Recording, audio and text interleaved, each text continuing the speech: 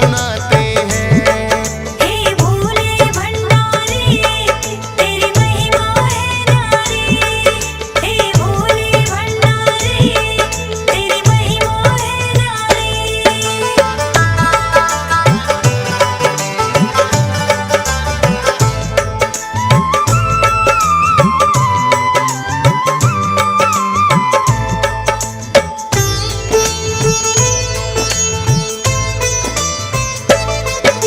शीतल गंगा जल जो चढ़ा तो चैन उन्हें कुछ आया।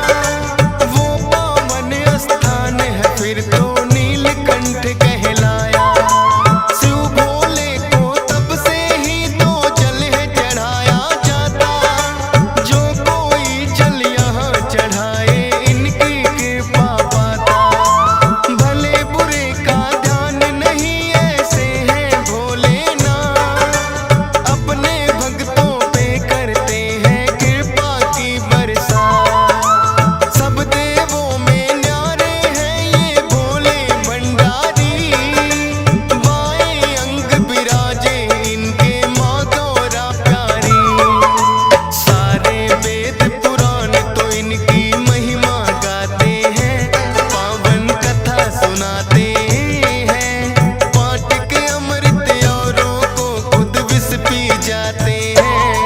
हम कथा सुनाते हैं। हे भोले भंडारी तेरी महिमा है न्यारी। हे भोले भंडारी तेरी महिमा है न्यारी।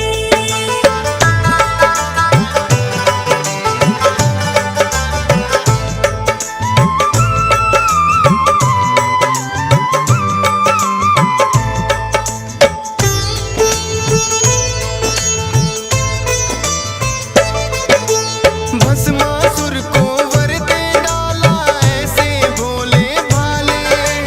करके सच्चे मन से भक्ति कृपा इनकी पाले। लोटा भर जल से ही ये तो प्रसन्न हो जाते हैं। सावन महीने में भक्त इनकी कांवर लाते हैं। गूंज रहे हैं चारों तरफ ही बम बम के जयकारे। अपने सारे भक्त लगे हैं शिव शंभू को प्यारे। कोई कहता महाकालीन कोई भोलेनाथ। अपने भक्तों को देते हैं मनचाही सौगात। नंदी की ये करे सवारी मन को भाते हैं। पावन कथा सुनाते